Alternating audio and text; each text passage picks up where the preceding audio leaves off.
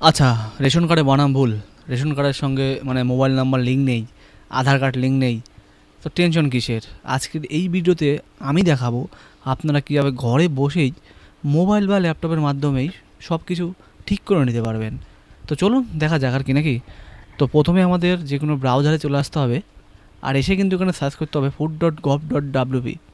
এইখানে আসার পরে যে প্রথমে যে ওয়েবসাইটটা চলে আসবে সেইখানে চলে যেতে হবে, ঠিক আছে?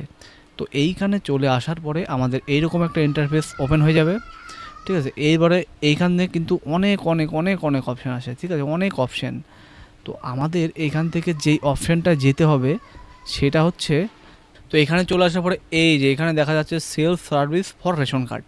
তো এই অপশানটাতে আমাদের ক্লিক করতে হবে, ঠিক আছে? তো এই অপশানে কিন্তু কিছু কিছু আপনারা চেঞ্জ করতে পারবেন, কিছু কিছু অপশান খোলা রয়েছে আর কিছু কিছু অপশান বন্ধ রয়েছে, ঠিক আছে? এখানে অনেক রকম আছে সব করার অপশান, ঠিক আছে? তো আমাদের যেহেতু আমাদের বানান ভুল আছে কিনা, জন্ম তারিখ ভুল আছে কিনা, এইগুলো চেঞ্জ করব। তো সেজন্য আমাদের এইখানে চলে আসতে হবে রেকটিফাই আপডেট। তো এইখানে আমাদের ক্লিক করতে হবে। ক্লিক করার সঙ্গে সঙ্গেই, ঠিক আছে, আমাদের একটু ওয়েট করতে হবে। এই যে একটু ওয়েট করার পরে এরকম একটা ইন্টারফেস আমাদের সামনে চলে আসবে, আর এইখানে কিন্তু দিতে হবে আমাদের রেশন কার্ড। তো রেশন কার্ডের যে নাম্বারটা এইখানে কিন্তু আমাদের দিতে হবে। তো চলো আমি আমার রেশন কার্ডের নাম্বারটা আগে এখানে বসিয়ে নিই। তো এখানে আমাদের রেশন কার্ডের নাম্বারটা বসিয়ে দিতে হবে।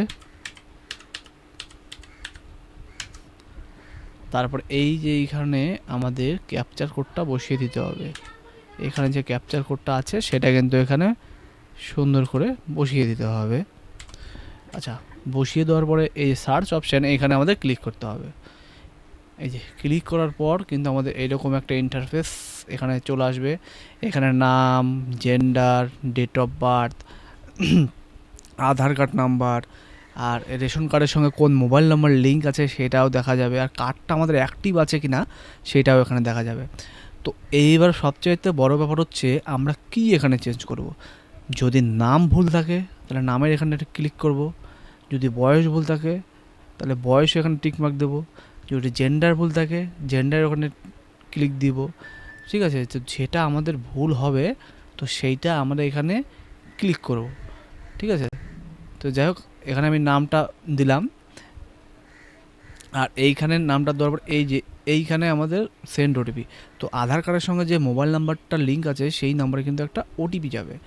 তো আমি এখানে সেন্ড ওটিপি ক্লিক করে দিলাম। তো এইবার হচ্ছে আমাদের ওটিপি যাবে।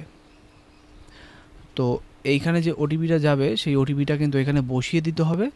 তারপরেই কিন্তু আমাদের যেটা দরকার সেটা এইখান থেকে আমরা চেঞ্জ করে নিতে পারবো, ঠিক আছে? তো এইভাবে কিন্তু আমরা ঘরে বসেই আমাদের সমস্ত কিছু চেঞ্জ করে নিতে পারবো। তো ভিডিওটি যদি ভালো লাগে থাকে অবশ্যই লাইক কমেন্ট শেয়ার করবেন, আর এরকম ভিডিও দেখার জন্য পাশে থাকবেন। বেল আইকনটি ক্লিক করে চ্যানেলটি সাবস্ক্রাইব করবেন। বাই।